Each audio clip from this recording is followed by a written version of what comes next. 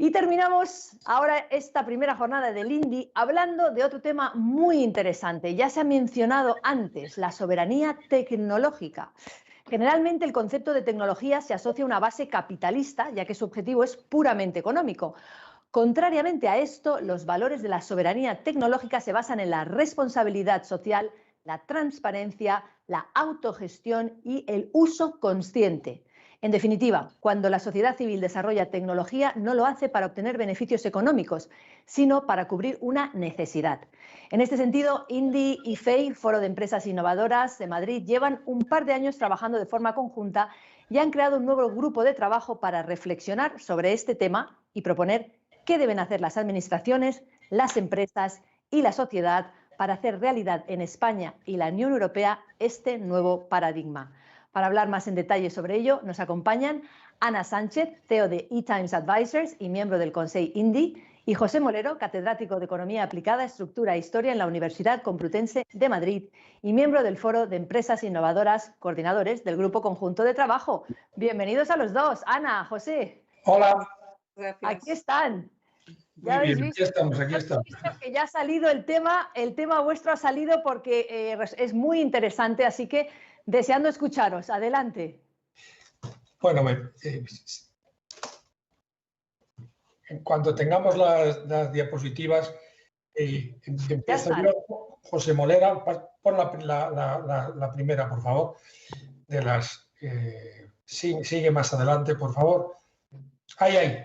Esta es la primera. Bueno, empiezo yo, José Molero, simplemente porque nos hemos distribuido así entre Ana y yo el trabajo. Podríamos hacerlo al revés.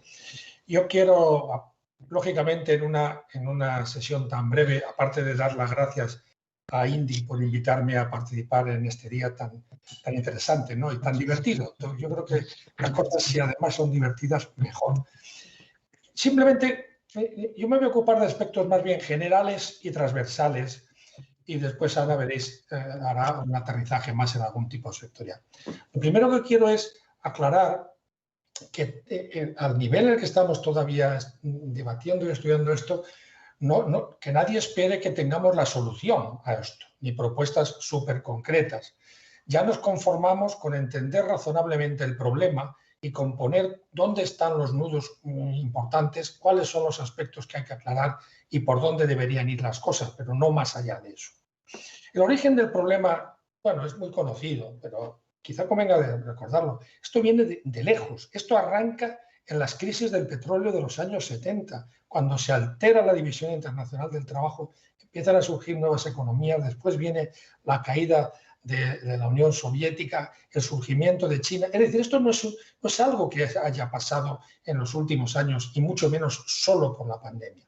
Es verdad que con las crisis del 2008-2009 y particularmente con la situación de la pandemia se han puesto de relieve aspectos críticos que estaban, pero que no eran objeto de tanto análisis. Problemas con los abastecimientos, problemas con el acceso a patentes, etcétera. Todo eso en la actualidad, fijaros hoy con la decisión de Estados Unidos de apoyar la liberalización de las patentes. O sea, esto es de mayor actualidad, no puede ser. Pero es un problema tan amplio que conviene al menos saber de qué estamos hablando, ¿no? Y definir la soberanía tecnológica no es nada fácil. Nosotros no pretendemos tanto, pero al menos sí partir de algunos de los conceptos que se suelen utilizar más habitualmente. Quiero leerlo para no confundirme. Nosotros, la idea es... Perdón, es que se me ha... Aquí está, perdón. Es decir, es partir de... El término este se refiere a la capacidad de un territorio, de un Estado o de una agrupación de Estados para proveerse de aquellas tecnologías que considera críticas para su bienestar y competitividad, bien a través de la propia generación de dicha tecnología o bien garantizando su suministro desde otros territorios sin que esto comporte relaciones de dependencia bilaterales. El propio concepto es enrevesado, no es tan sencillo, tiene muchos ángulos, por lo tanto queremos huir de eso. Lo segundo, cuando uno quiere entenderlo y aproximarse a organizar un debate para ir llegando a posibles propuestas, nosotros hemos combinado una reflexión de tipo más horizontal que las que estoy haciendo yo y otra de tipo vertical, eligiendo algunos sectores sin duda importantísimos, pero ni mucho menos los únicos. Yo quisiera decir que, aunque aquí no lo vamos a exponer, un sector como el agroindustrial no debería quedar, ni muchísimo menos, en un segundo lugar. Tercera cosa, la respuesta a esto no puede ser general. No es soberanía para todo, no es America First, es otra cosa. Es seleccionar dónde tenemos prioridades, dónde deberíamos tener prioridades y apostar por ello, porque soberano en todo en España se llamaba autarquía y creo que nadie querrá volver a aquellos tiempos de miseria económica y de absoluta dificultad para desarrollar una economía de una forma más moderna. Por tanto, selectividad. Luego viene un problema a qué escala territorial. ¿Cómo vamos a dar una respuesta? ¿Nos lo planteamos a nivel del Estado español?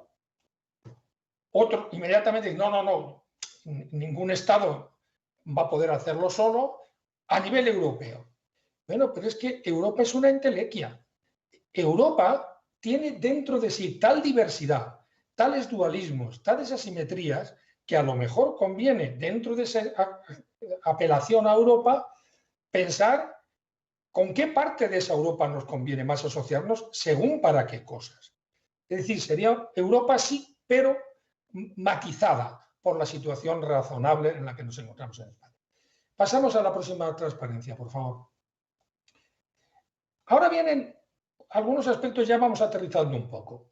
Lo primero, ¿cómo seleccionamos las tecnologías críticas? Pues claro, esto es, miren, solamente en la clasificación internacional de patentes, a un nivel poco detallado, hay 35 clases tecnológicas que se subdividen en decenas y decenas de subclases tecnológicas. Por tanto, ¿qué hacemos? Porque es evidente, a todos se nos ocurren 3 o 4 cosas, 5 cosas, 6 cosas. Pero es que hablamos de docenas y docenas y docenas de clases tecnológicas.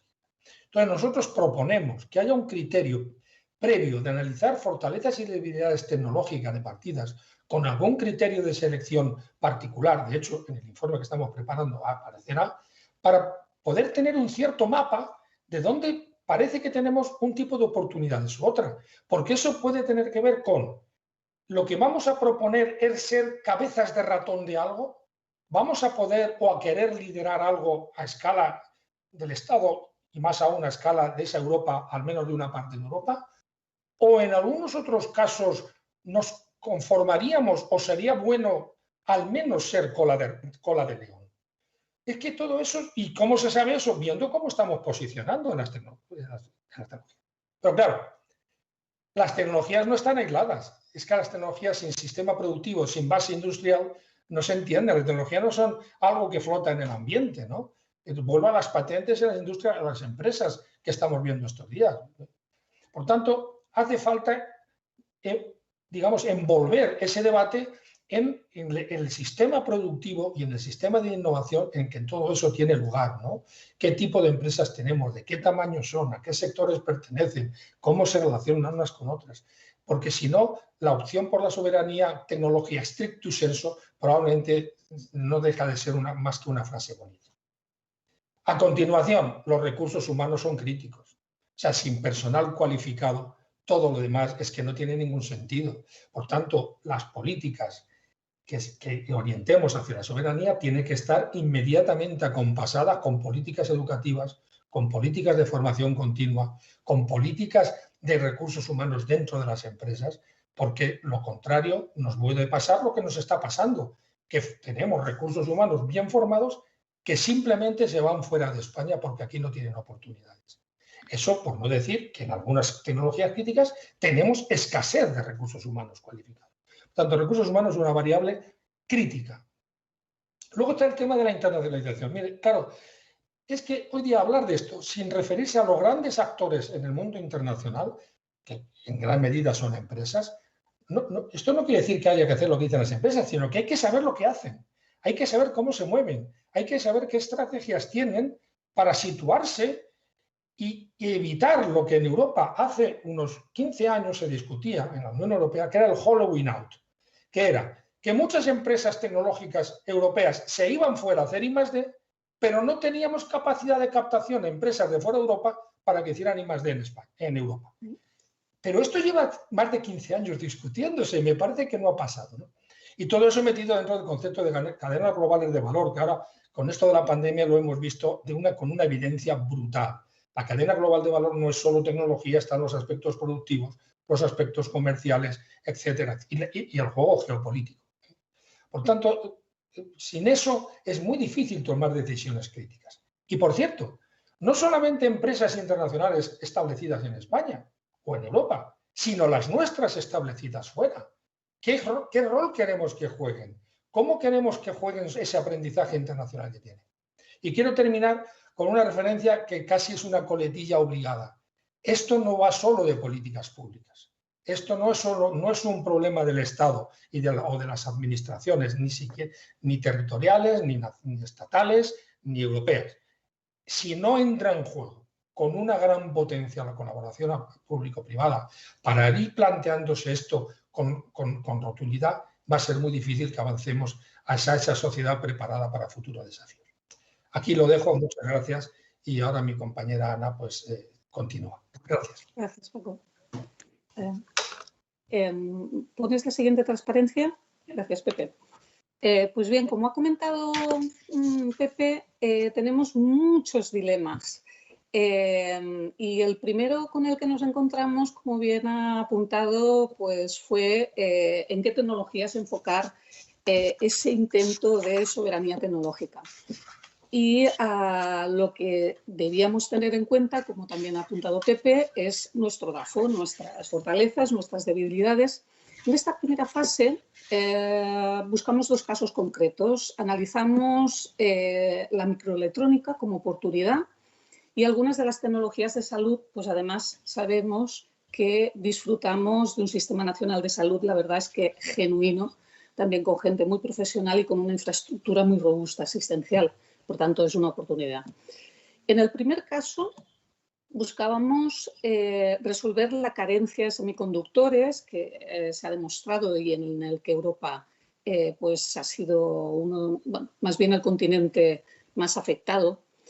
Y considerábamos en ese análisis pues, que se debería fomentar ese ecosistema científico-tecnológico que también ha apuntado Pepe y empresarial, por supuesto, impulsando ese conocimiento también académico aplicado para conseguir esos chips más competitivos, para poder disponer de esas foundries, de esos fabricantes europeos, hablando del proyecto que nos ha adelantado Xavier Ferrás con Intel, y teniendo en cuenta de que tenemos la oportunidad de lo que ahí llaman los expertos el RISC-V, acceso y formación en código abierto no propietario. Es una oportunidad que España debería trabajar pues, para poner las bases de ese ecosistema. Por tanto, importantísimo el control y acceso a las tecnologías, las comunicaciones, los semiconductores, especialmente los microcontroladores y microprocesadores. Pues ese control será el que establezca qué países serán soberanos y qué otros pues, deberán hacer concesiones para poder acceder a la tecnología. Y aquí se nos plantean unas preguntas importantes y es ¿quiénes serán los proveedores y dictarán esas normas? ¿Y quiénes serán los usuarios y deberán acatarlas? Bueno, ¿dónde queremos estar? Y además, ¿podemos crear un consorcio europeo para crear el Airbus de la microelectrónica entre diferentes Estados miembros? Pues son puntos muy importantes de este sector. Vamos al caso de salud.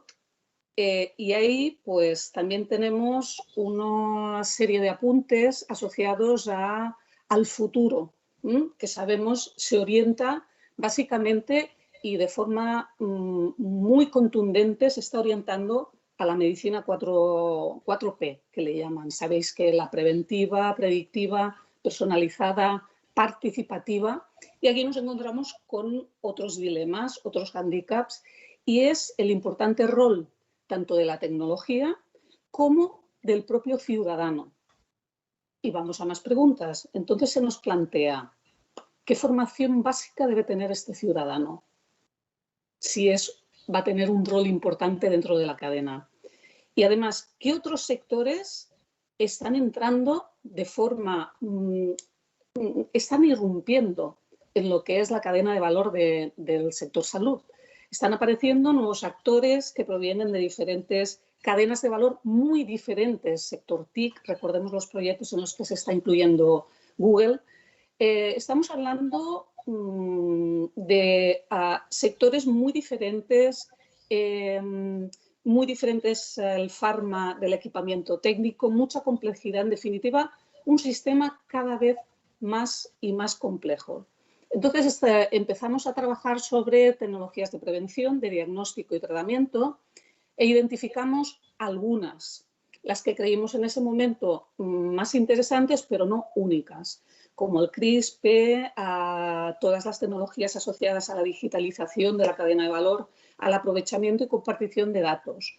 Otro tema muy importante, la cuántica, las tecnologías de la información y las comunicaciones.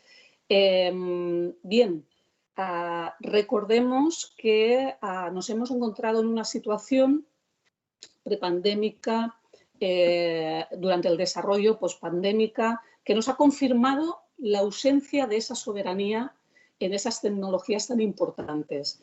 Y además creemos que la salud debería tener un peso muy importante dentro de la estrategia de seguridad nacional.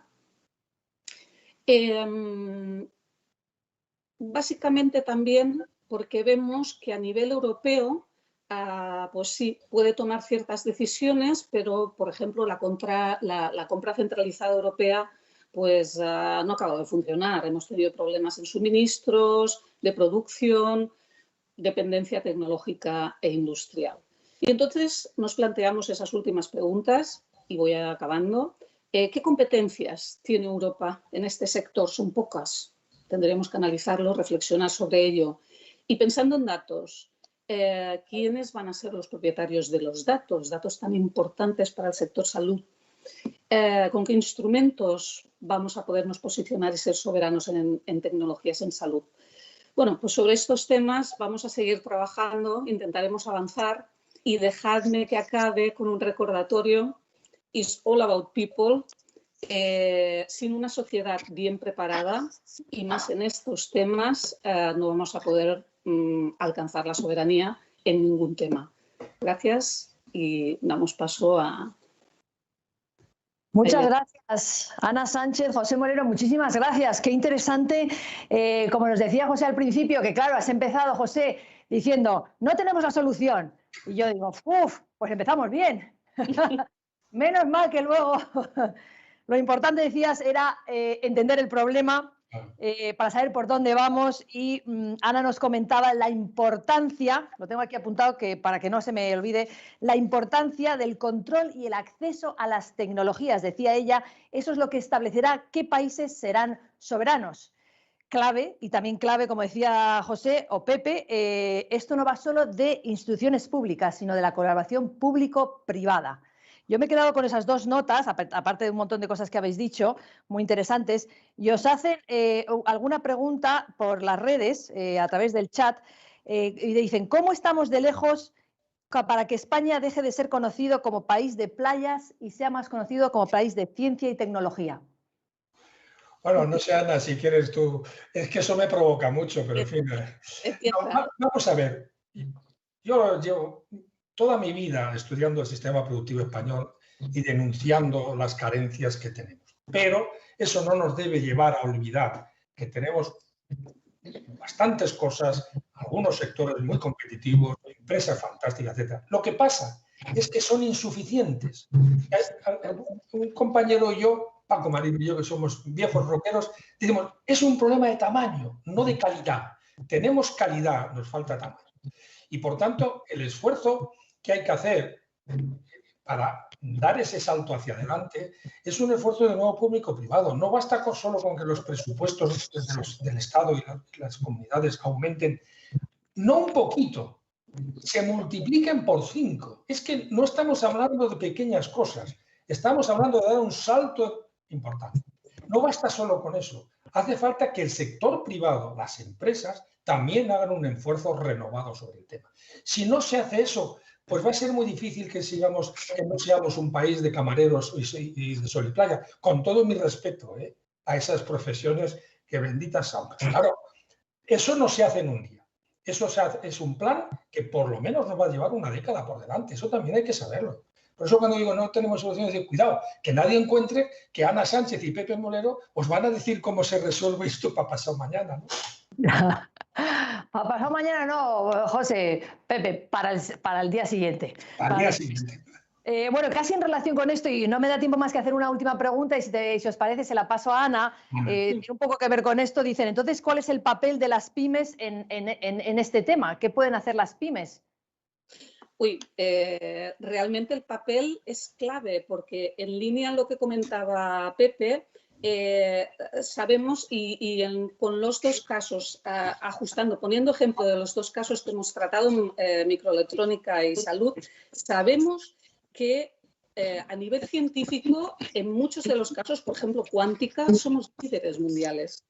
Somos líderes. A nivel de mercado, ¿cuál es el problema? Pues lógicamente esa brecha industrial de poner ese conocimiento en la sociedad a través de la industria. Y a nivel del Sistema Nacional de Salud también tenemos una infraestructura muy potente que podríamos explotar. Las pymes tenemos que ayudarlas, solas no pueden. El gobierno creemos que deberían identificar instrumentos para poder ayudarlas a dar el salto y entrar en esa brecha, o sea, resolver ese hueco, ese gap que tenemos ahí, dándoles instrumentos pues, para poder absorber los conocimientos y poderlos transformar en resultados y ayudarles a identificar tanto tema innovación como a personalizarse. Es decir, que como decía Pepe, Pepe, ya te llamo Pepe porque ya somos íntimos. Debes. Decía Pepe, quizás la palabra clave, Ana, es esa colaboración, ¿no? Sin duda, y se ha mencionado varias veces desde la intervención del alcalde de Viladecans esta mañana hasta ahora, todo el rato, sin duda, es que se va a quedar manida esta expresión, pero sin duda es fundamental.